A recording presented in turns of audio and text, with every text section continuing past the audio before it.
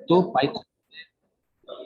Python में जो जो चीज़ें आपने पढ़ी उसमें कंट्रोल स्टेटमेंट्स थी, स्ट्रक्चर्स थे, फंक्शन है, इनपुट आउटपुट है और बाकी सारी चीज़ें इसके साथ साथ जो है वो चलती गई थी। अच्छा, अब हमारे पास जो वर्किंग चलती गई जिसमें हमने पहले इंट्रोडक्शन देखा। इंट्रोडक्शन में क्या था? इंट्रोडक्शन में ये था कि पाइथन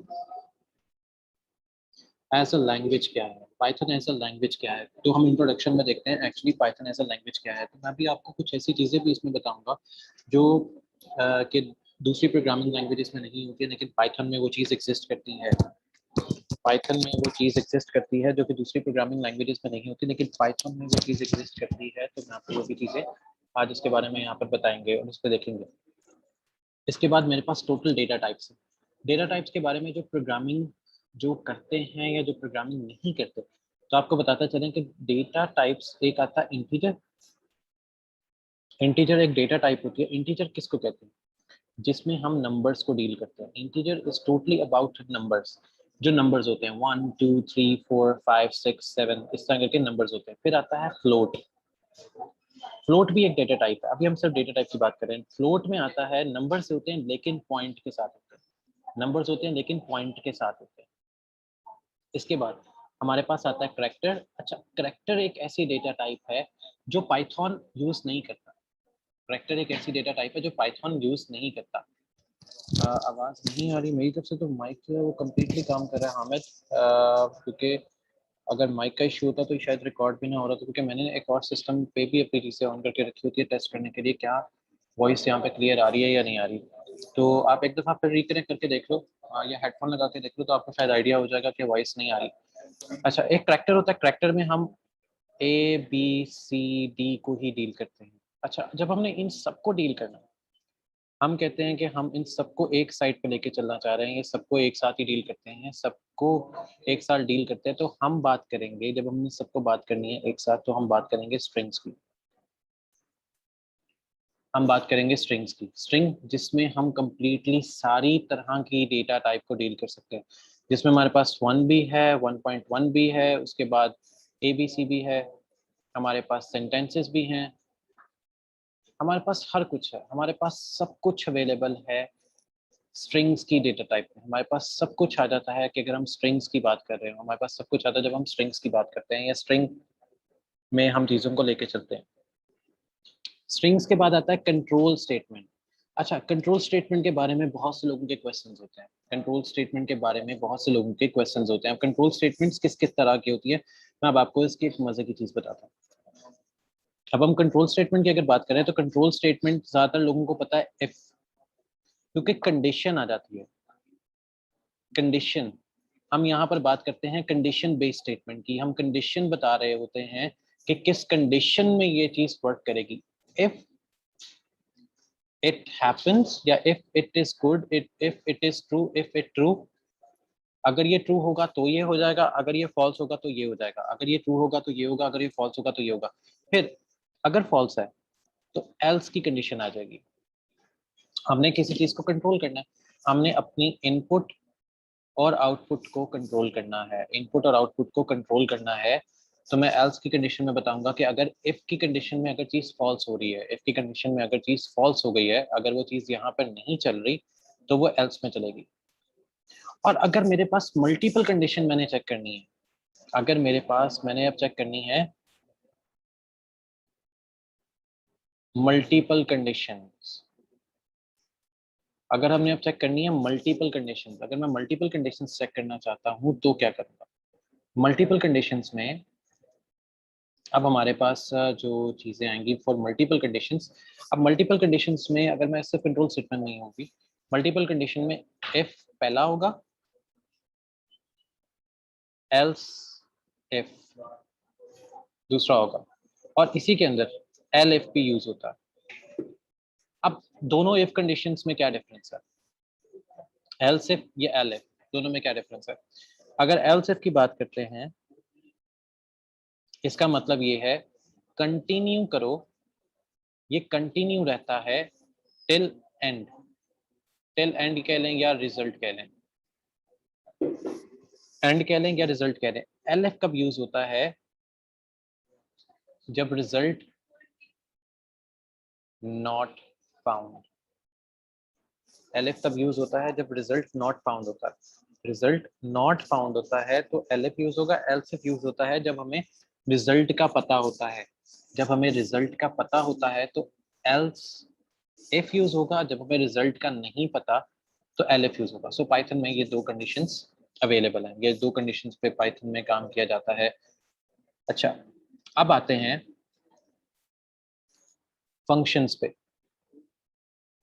फंक्शन क्या होता है? अच्छा, फंक्शन टेक्निकली स्पीकिंग मेथड है। Method of doing something. Method of doing something. Something क्या? Some steps. कोई स्टेप हो सकते हैं। There are some steps to perform. There are some steps to perform. आपने कोई स्टेप परफॉर्म करने हैं, आपने कुछ वर्क परफॉर्म करना है। वर्क परफॉर्म करना है, आपने कुछ इंफॉर्मेशन ऐड करनी है, आपने कुछ डेटा रिप्रेजेंट करना है। तो फंक्शन के अंदर मल्टीपल चीजें आप एक टाइम पर कर सकते हो। फंक्शन में मल्टीपल चीजें आप एक टाइम पे कर सकते हो। फंक्शन फंक्शन अगर हम फंक्शन की बात करें तो फंक्शन खुद एक मेथड है। मेथड को कॉल किया जाता है, उसमें आंसर्स होते हैं, रिजल्ट होता है, आउटपुट होती है। अब इन तीनों में क्या डिफरेंस है? मैं आपको इन तीनों में डिफरेंस बता देता हूँ। आंसर, रिजल्ट और आउटपुट, इन तीनों में क्या डिफरेंस है? पहले हम बात करते हैं आंसर की। जब हम आंसर पे आते हैं तो it means we are not sure. हमें आंसर श्योर नहीं है लेकिन आंसर है। हमें पता नहीं है, we are not sure, but answer हमारे पास अवेलेबल होता है। We are not sure but हमारे पास आंसर अवेलेबल होता है। We are not sure but answer is still there. Result, हमें श्योरिटी के साथ पता होता है कि क्या आंसर आया। हमें श्योरिटी के साथ पता होता है कि क्या आंसर आया है, ये क्या हुआ है। आउटपुट, आउटपुट होती है कि हम किसी भी जगह पर एनी आंसर, एनी आंसर। अब नॉट श्योर इट मीन्स कि ना ये ट्रू है ना ये फॉल्स है। ना ये ट्रू है ना ये फॉल्स है, ये हमेशा ट्रू होगा। और अगेन यहाँ पर एनी आंसर, फिर भी ना ट्रू है ना फॉल्स है। अब आंसर और आउटपुट में क्या डिफरेंस आता है? आंसर और आउटपुट में क्या डिफरेंस आता है? अगर हम सिंपल आंसर की बात करें, अगर हम सिंपल अब आंसर की बात करें, आंसर का मतलब होता है, अब आंसर की बात करें, हाँ,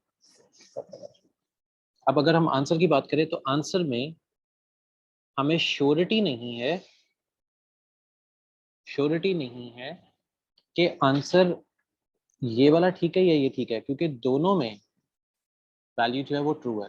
दोनों में जो वैल्यू है वो ट्रू है। जबकि आउटपुट में एक फॉल्स है वैल्यू और एक ट्रू। इस पे मेजर डिफरेंस इस तरह काउंट किया जाता है। सो मेजर डिफरेंस इस तरह काउंट किया जाता है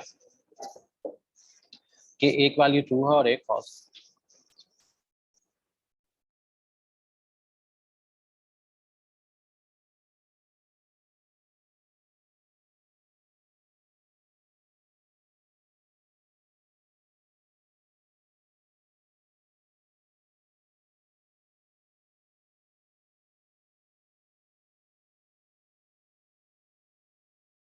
अच्छा, तो आउटपुट में ये चीजें आती हैं। एक हमें ये पता होता है कि फॉल्स है और एक हमें पता होता है ट्रू है।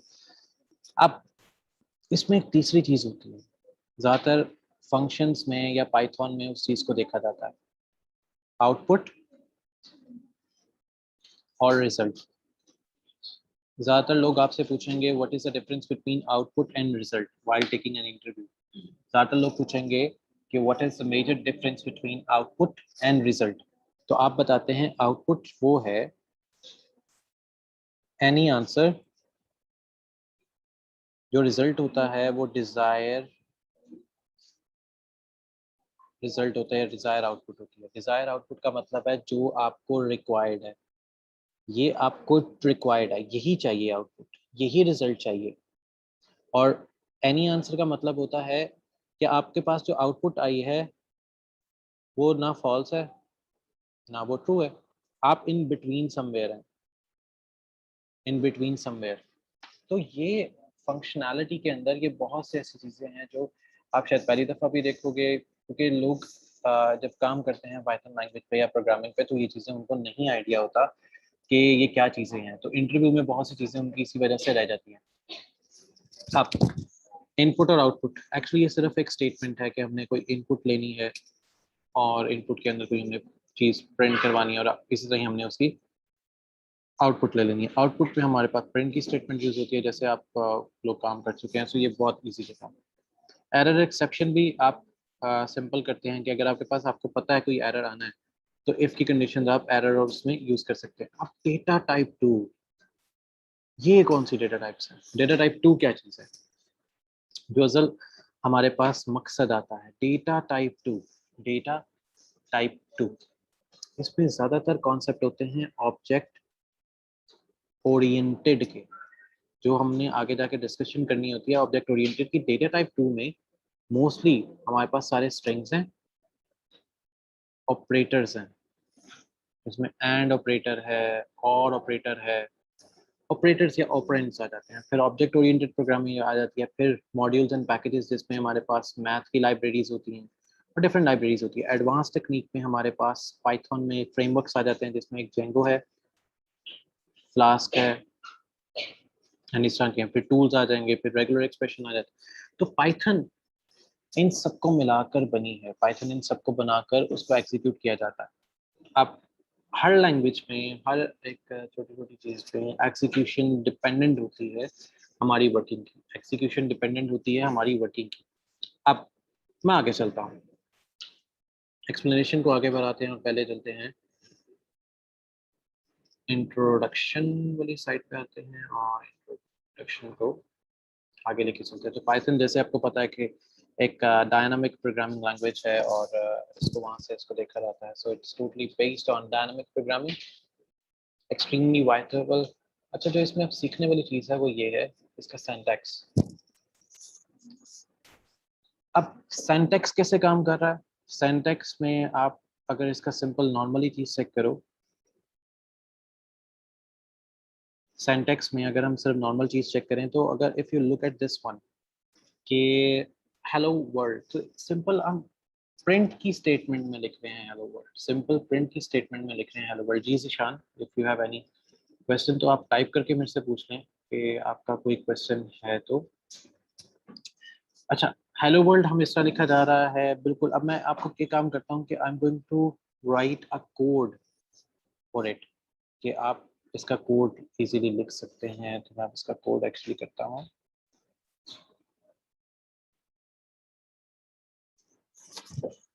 कोड के लिए जब आप पाइथन इंस्टॉल करते हैं ना तो आपके पास एक चीज़ आती है आइडल के नाम से। आइडल के नाम से आपके पास एक आईडीई आती है, आइडल के नाम से आपके पास एक आईडीई आती है। आइडल आईडीई पे हम लोग ज़्यादातर काम करते हैं।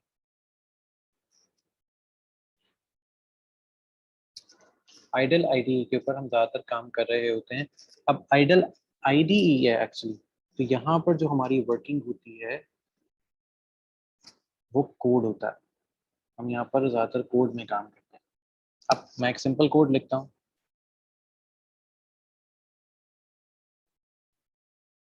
अब सिंपल कोड में what I am going to do is, अब जैसे मैंने कुछ चीज़ें जैसे स्टार्ट में एक्सप्लेन करना स्टार्ट की कि मैं अगर प्रिंट करता हूँ हेलो हेलो, अगर मैं प्रिंट करता हूँ तो हेलो आ जाएगा। अगर मैं खाली प्रिंट करता हूँ हेलो तो मेरे पास एरर आएगा। अगर ये चीज़ मैं स्ट्रिंग में हेलो ऐसे प्रिंट करता हूँ तो मेरे पास एज अ स्ट्रिंग ये आ जाएगी, मेरे पास ये स्ट्रिंग आ जाएगी। तो मेरे पास स्ट्रिंग्स हैं। फिर अगर मैंने इसमें कोई नंबर्स प्रिंट करने हैं 1+9 तो मेरे पास ये डायरेक्ट 10 आ जाएगा, 1 प्रिंट करूंगा 1 आ जाएगा। इट मीन्स के वर्सटाइल लैंग्वेज है जिसको कोई हेडर फाइल या लाइब्रेरी की जरूरत नहीं पड़ती। वर्सटाइल लैंग्वेज है जिसको कोई हेडर फाइल और लैंग्वेज की जरूरत नहीं पड़ती है। अब मैं एक फंक्शन देखता हूँ, जैसे अभी हमने जो बातें डिस्कस की डेटा टाइप, तो मैं पहले यहाँ पे डेटा टाइप बताता हूँ कि अगर मैंने n इज इक्वल्स टू 1 किया, तो मैं यहाँ पे टाइप n करता हूँ। ओके, मैं इधर टाइप n बताता हूँ, तो मुझे यहाँ पर क्लास के बारे में बता दिया जाएगा। इफ यू सी कि मेरी क्लास क्या आ रही है, if you see at this way, तो मेरी क्लास मुझे डिफाइन की जा रही है कि मेरी क्लास की जो कैटेगरी है वो इंटीजर है। मेरी क्लास की जो कैटेगरी है वो इंटीजर है। अब मेरे पास इंटीजर आ गया, मेरी क्लास की कैटेगरी डिफाइन होगी। अगर मैं इसी को n इज इक्वल्स टू 1.1 कर देता हूँ, तो मैं अब टाइप करता हूँ n को, तो मेरे पास अब फ्लोट बन जाएगा। इट मीन्स कि मेरी अब कैटेगरी फ्लोट बन गई।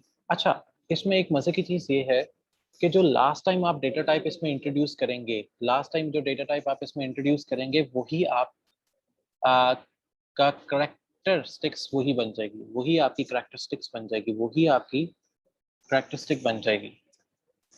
अब करेक्टरिस्टिक जब आपकी बन गई है, जो लास्ट टाइम आपने इसको जो अपडेट किया है, जिस डेटा टाइप की कैटेगरी में आपने इसको अपडेट किया है, वही डेटा टाइप कैटेगरी आपकी इसमें ऐड हो जाएगी, वही डेटा टाइप कैटेगरी इसमें आपकी ऐड होगी। अब जैसे मैं इसको चेंज कर देता हूँ, n इक्वल्स टू 1। अब 1 यहाँ पे मेरे पास स्ट्रिंग में आ गया, तो अब मैं इसको टाइप करूंगा n को, तो मेरे पास इसका स्ट्रिंग डेटा टाइप आ जाएगी। इट मींस कि पाइथन वर्सेटाइल होने के साथ साथ नॉन डिस्क्रिमिनेटिव लैंग्वेज भी है। नॉन डिस्क्रिमिनेटिव लैंग्वेज ये होती है जो एक वेरिएबल को बार बार यूटिलाइज करने से हिचकिचाती नहीं है, जो एक वेरिएबल को बार बार यूज करने से हिचकिचाती नहीं है, उसको कहते हैं वर्सेटाइल प्रोग्रामिंग लैंग्वेज या नॉन वर्सेटाइल। अच्छा, अब मैं इसी चीज को डेटा टाइप्स हमने डिस्कस करने की डेटा टाइप कैसे चल रही है। अब इसमें एक चीज आती है जिसको एक्चुअल में हमने यूटिलाइज करना है, that is strong typing and dynamic typing. Strong typing and dynamic typing. Strong typing जो लैंग्वेजेस हैं, या जो स्ट्रॉन्ग टाइपिंग जिसमें डेटा टाइप टाइप की जाती है, इफ यू सी हियर, तो यहाँ पे आपको पहले मिलेगा PHP, जावास्क्रिप्ट और सी लैंग्वेज। इसके अलावा कौन कौन सी होती है, मैं इसके अलावा आपको लैंग्वेजेस के बारे में बताता हूँ। इसके अलावा जो नॉन वर्सेटाइल या स्ट्रॉन्ग डायनामिक टाइपिंग में आती हैं, वो जावा है, एंड्रॉयड है और पाइथन है।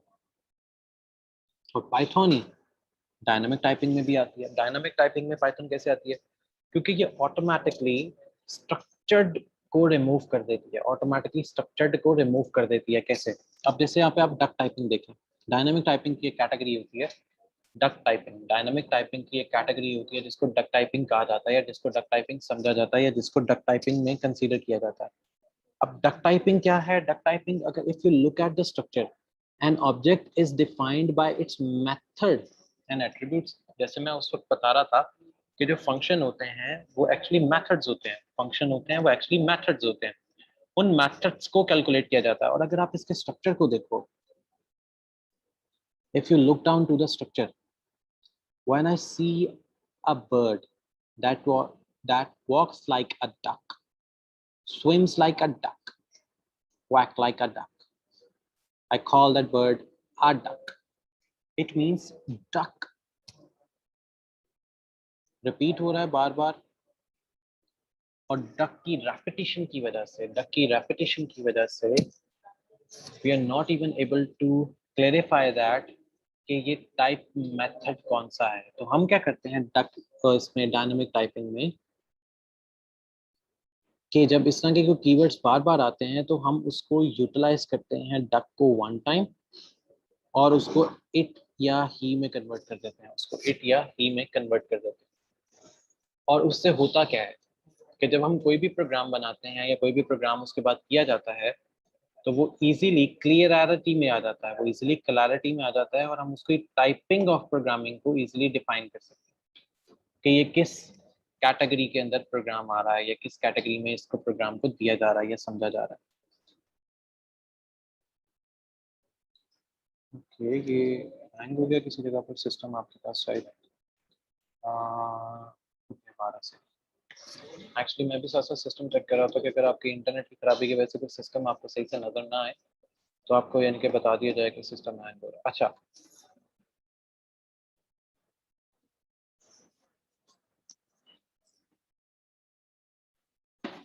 अच्छा, डक टाइपिंग में हमने देख लिया। अब मैं अगर इसको रियलिटी में करूँ, अगर मैं इस चीज़ को रियलिटी में लेके आता हूँ किसी भी चीज़ के ऊपर कोड करने के लिए, मैं इसको यहाँ पे कोड करता हूँ, तो मैं यहाँ पे कोई फंक्शन डिफाइन करता हूँ। इसका मैं नाम रखता हूँ नम, और इसको ऐसे कर लेते हैं। मैं अगेन एक और फंक्शन टाइप करता हूँ नम, अगेन इसको भी करते हैं इफ।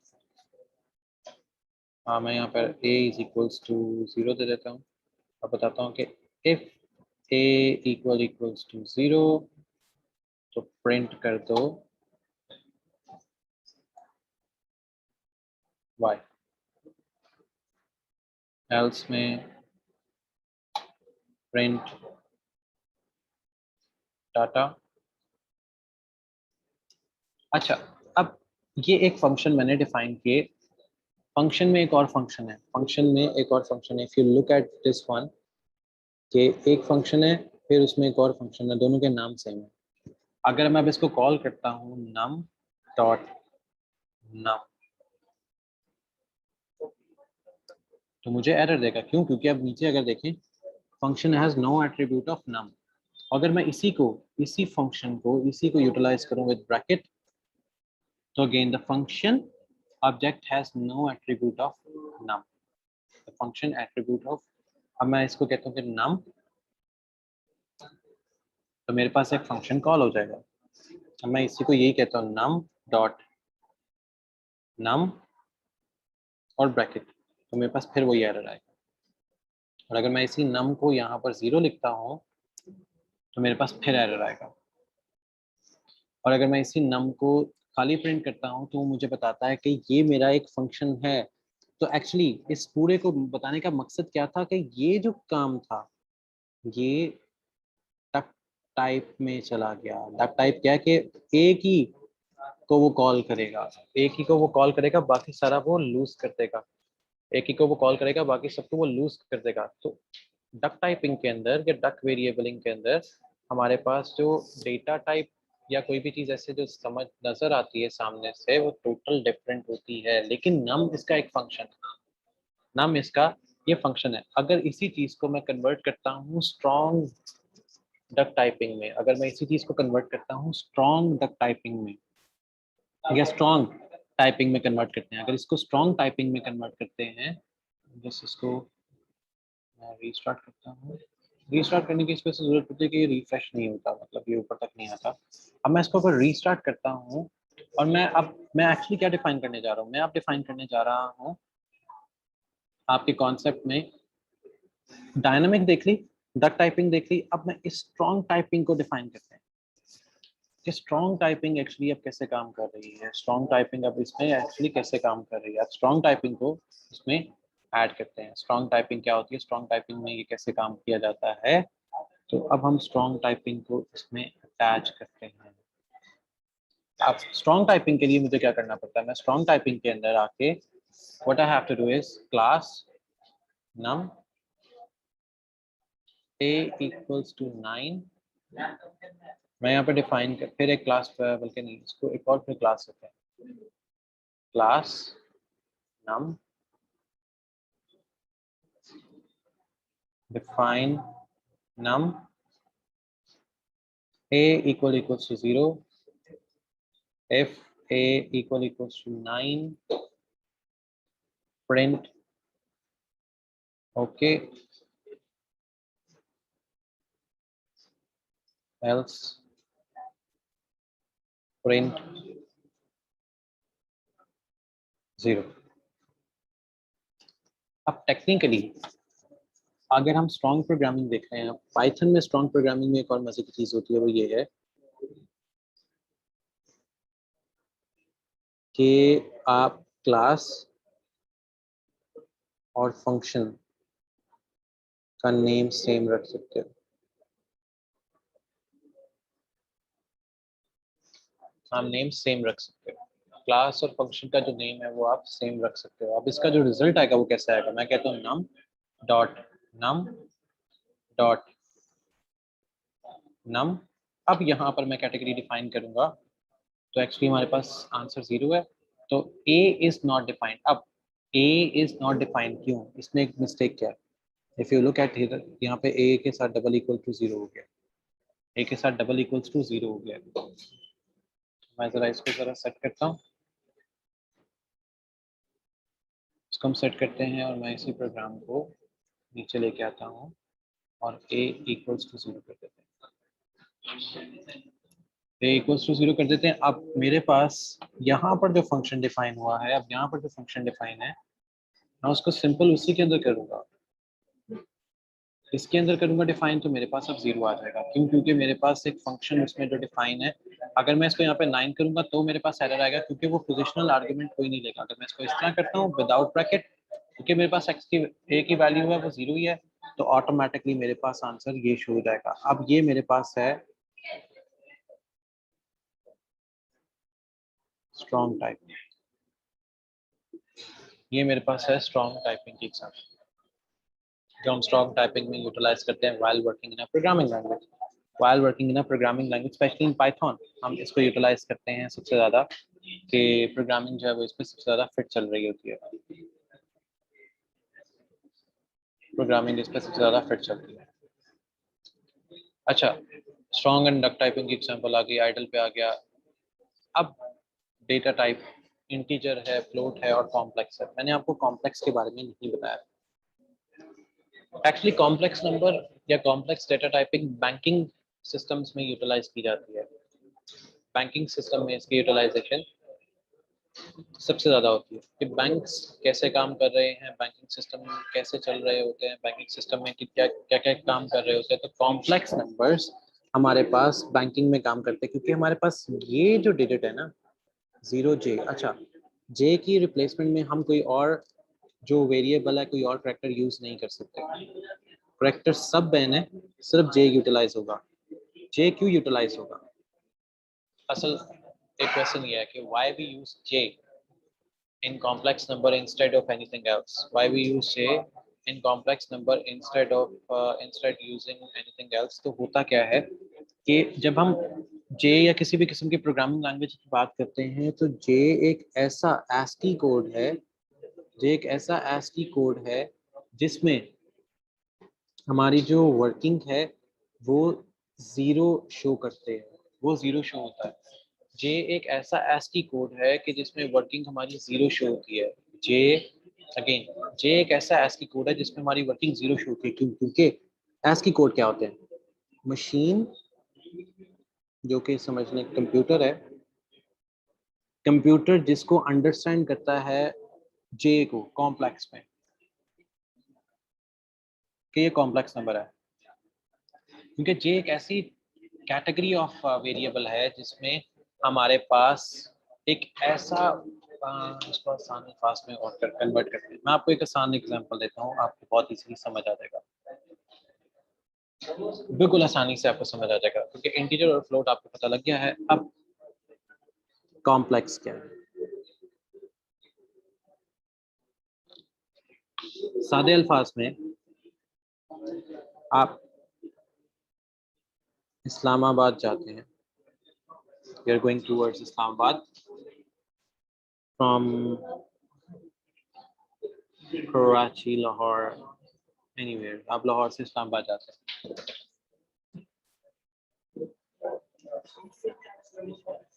अब आप के रास्ते में अगर आप जीटी रोड से जाते हैं,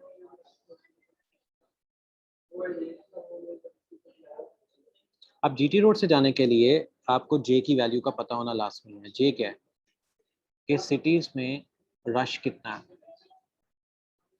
क्राउडेड कितनी है, रोड ठीक है या नहीं है, रोड है भी कि नहीं, और उन रोड्स के ऊपर ट्रैफिक कितनी है, उन रोड्स के ऊपर ट्रैफिक कितनी है, रोड्स पे ट्रैफिक कितनी आ रही है, कितनी जा रही है, ट्रैफिक को किस तरह मेजर कर रहे हैं, ट्रैफिक को किस तरह लेके चल रहे हैं, ट्रैफिक किस तरह सेट हो रही है। सो वहां पर ट्रैफिक आ जाएगी। तो जो ये सारे वैल्यूज हैं, ये सारी जे हैं, क्योंकि आपको जब तक आप यहाँ तक पहुंचेंगे नहीं आपको पता नहीं लगेगा। जब तक आप यहाँ तक जाएंगे नहीं तब तक आपको पता नहीं लगेगा कि यहाँ पर क्या है। हाँ, गूगल ने क्या किया, गूगल ने इस कॉम्प्लेक्स नंबर को कैसे यूज किया, गूगल ने इसको मैप में इम्प्लीमेंट कर दिया। ये मैपिंग कर दी कि वहाँ पे आपके पास जो मैप के ऊपर रेड लाइंस शो हो रही होती हैं वो एक्चुअली इसी वजह से, और ए स्टार एल्गोरिथम, खैर वो जो एक आगे कैटेगरीज हैं, ए स्टार से या इसी वजह से शो हो रही होती हैं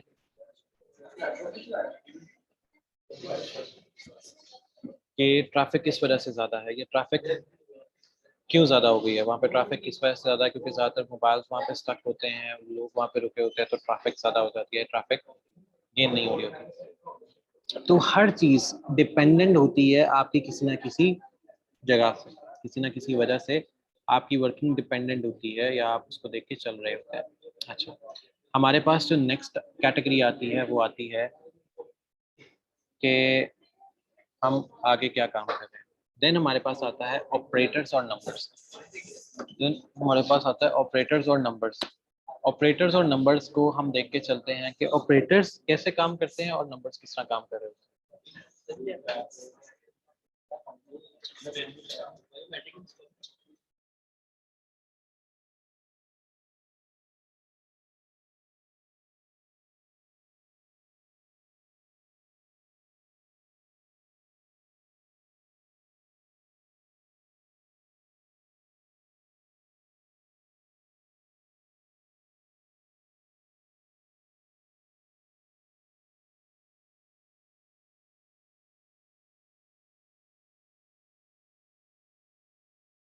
अच्छा, तो हम ऑपरेटर्स को और नंबर्स को इस तरह मेजर कर रहे होते हैं। ऑपरेटर्स और नंबर्स को देखा जा रहा होता है कि ऑपरेटर्स और नंबर किस तरह काम कर रहे होते हैं।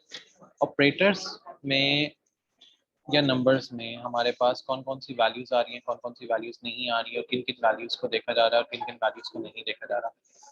हर वैल्यूज में किसी न किसी वैल्यू को देखते हुए हम चीज़ों को डिपेंडेंट या इंडिपेंडेंट वेरिएबल्स तक कंसीडर करते हैं। अब डिपेंडेंट वेरिएबल्स क्या होते हैं? डिपेंडेंट वेरिएबल ये होते हैं कि बेसिक अर्थमेटिक ऑपरेशंस इसमें से क्या आ रहे हैं, बेसिक अर्थमेटिक ऑपरेशंस इसमें से क्या आ रहे हैं।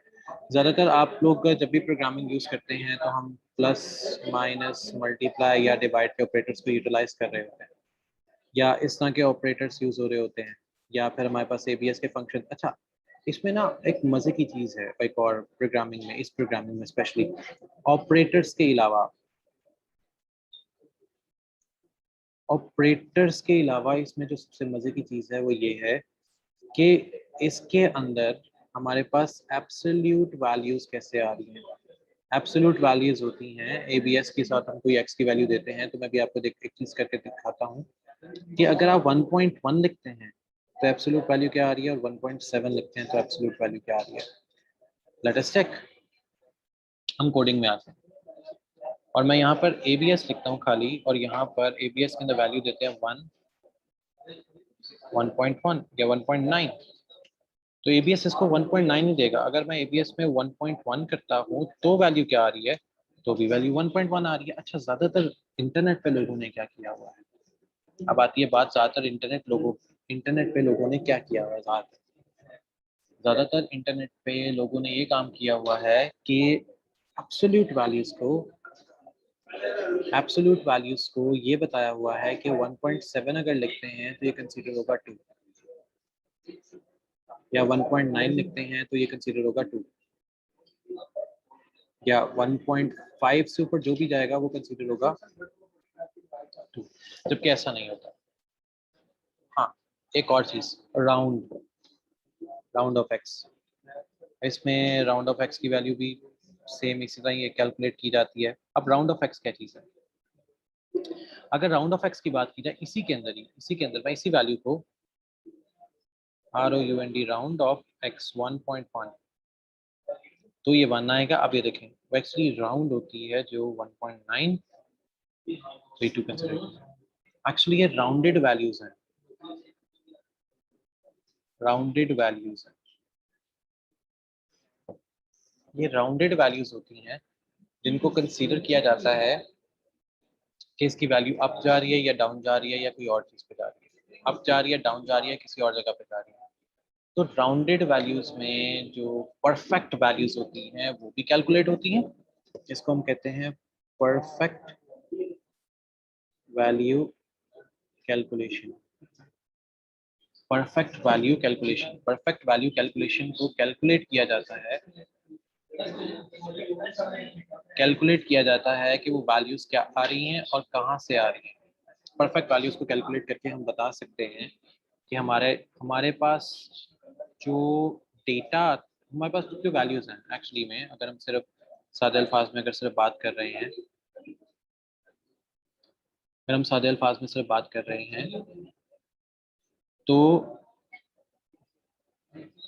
ऑपरेटर्स वाली साइड पे वैल्यूज कैसे कैलकुलेट होती हैं और ऑपरेंड वाली साइड पे कैसे वैल्यूज कैलकुलेट होती हैं।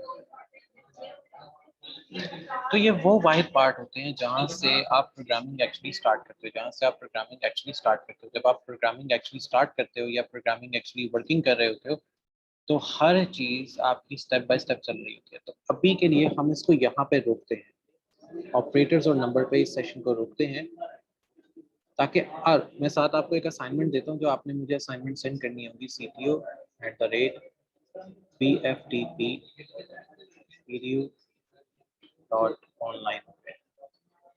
इस पे आपने मुझे चीज़ें सेंड करनी है, इस पे आप मुझे चीज़ें सेंड करोगे और ये बताओगे कि एक्चुअली वैल्यूज एंड वर्थ क्या है। एक्चुअली वैल्यूज एंड वर्थ मतलब वैल्यूज एंड वर्थ से जो एक्चुअल मुराद मेरी वो ये है,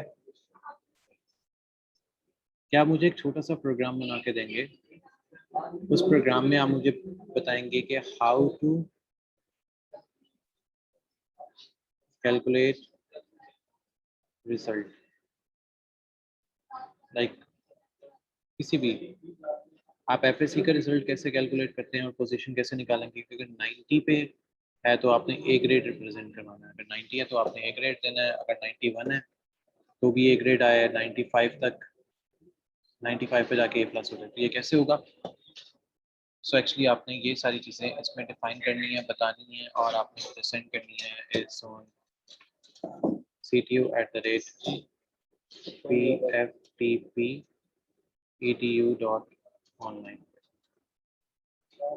That's all about today's session। अगर आपके पास स्टिल कोई क्यूरी होती है तो मैं आपको, आप मुझे इस पे सेंड करें ctu@pftp.edu.online पे, आप मुझे ये क्यूरीज बता सकते हैं। सेकंड, आप लोग का जो व्हाट्सएप का ग्रुप होगा वो भी जल्दी बना दिया जाएगा और वहाँ से फिर आपके पास और भी चीज़ें जो हैं वो आती रहेंगी व्हाट्सएप के ग्रुप से भी, और आप व्हाट्सएप के ग्रुप में भी आगे वर्किंग फॉरवर्ड स्टार्ट कर सकते हैं या वर्किंग आप आगे देख सकते हैं। Still if you have any queries तो आप मुझे मेरी ईमेल पे क्यूरी कर सकते हैं।